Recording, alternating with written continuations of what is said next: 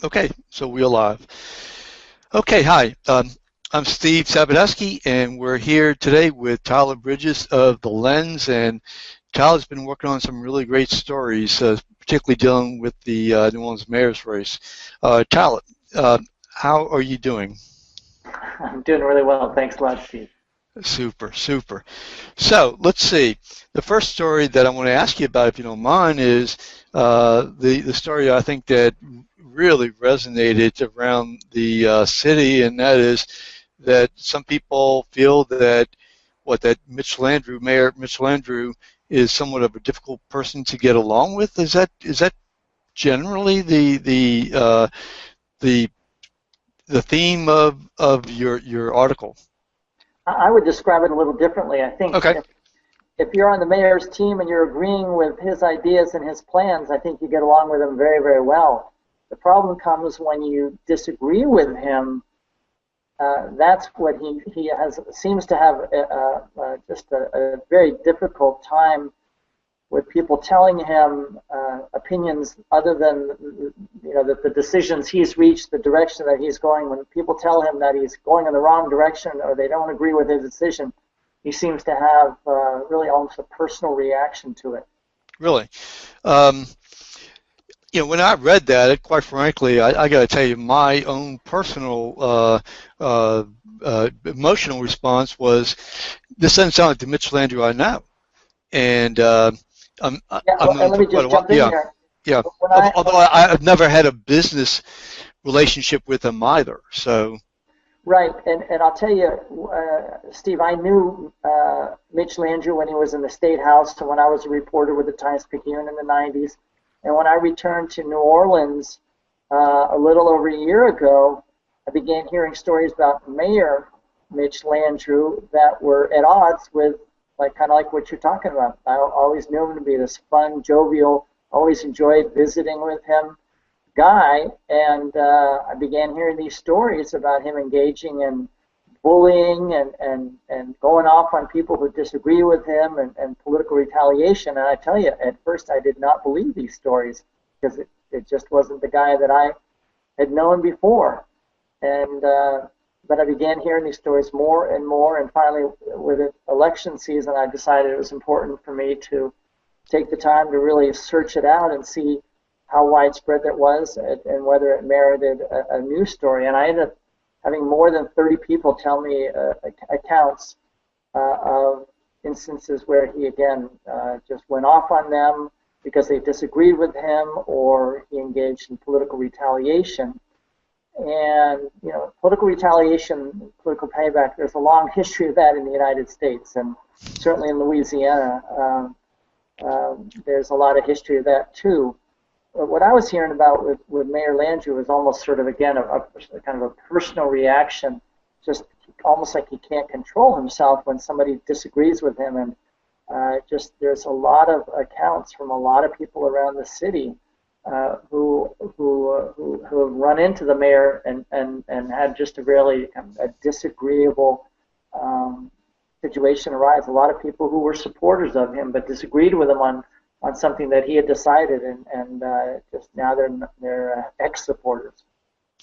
so is Judge Bagnaris, is he one of those people? Obviously, he had a disagreement. I asked him whether or not that's the reason why he's running for mayor, and he said, of course, no. And logically, why would he give up his judgeship?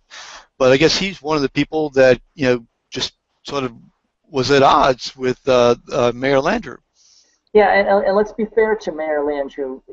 You want a mayor who's impatient to get things done, who dreams big, in a city with a lot of problems. And you want a mayor who's going to make decisions, otherwise nothing's going to happen.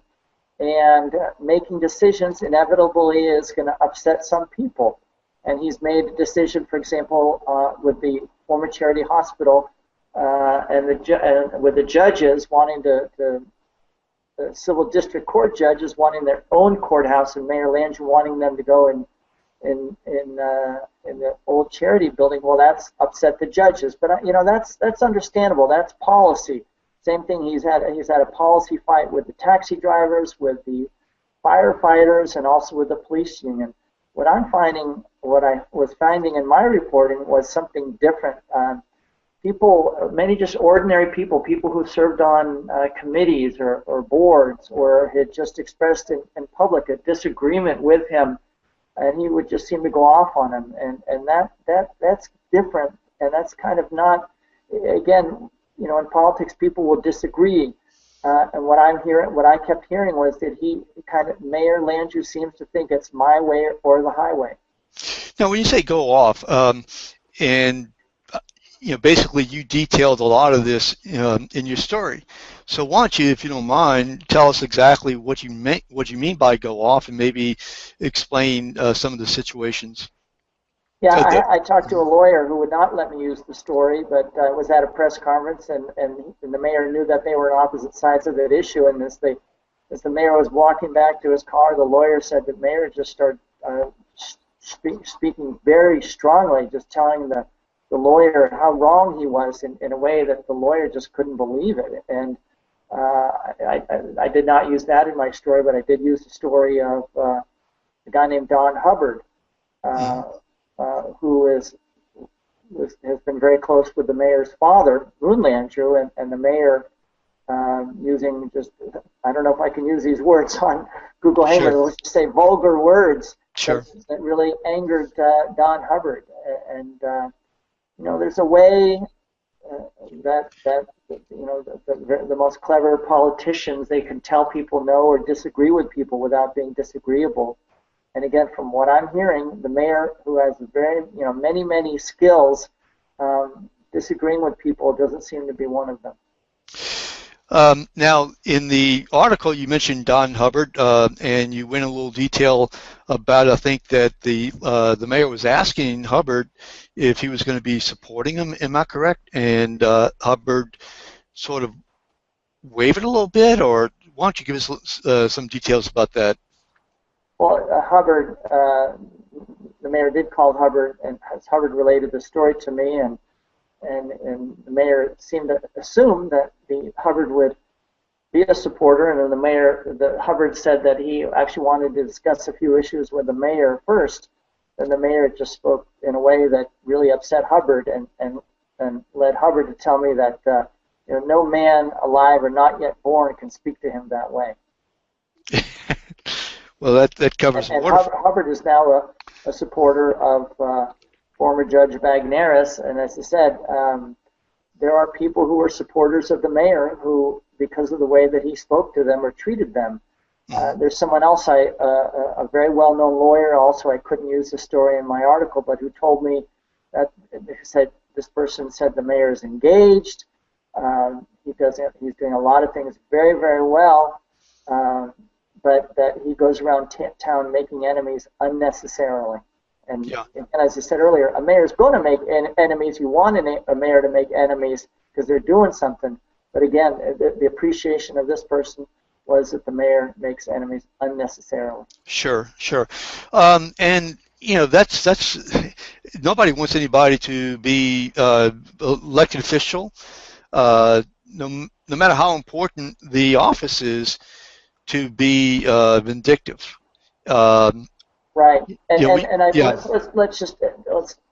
should also let you know the viewers know what the mayor said, and of course people can go look at my article in the Lens, thelensnola.org, or find it through a Google search. But the mayor said that he took office at a difficult time. He's had to make tough decisions, and tough decisions upset people. That was basically his argument. He compared himself to Sean Payton, the Saints coach, and said that when Sean Payton calls the play, everybody needs to go along with that. And I'm not sure that comparing a mayor who's democratically elected and supposed to find consensus is the best comparison with a football coach. Right. No, I certainly agree with you there. Again, in my own personal observations, and I haven't had the conversations, that you have had with these people. I do recall one situation where the mayor was a little bit upset with something I wrote, came over to me, explained his position. He was as polite, kind as as it could be, and we just disagreed, and that was it. So that's the only time that I know that I personally have had any kind of, say, any type of reaction that I thought that we were on different sides of an issue where we were where we were talking about it. So and that's yeah. good, Steve, and that's the way you want it to be. Sure, absolutely. There's no question about that.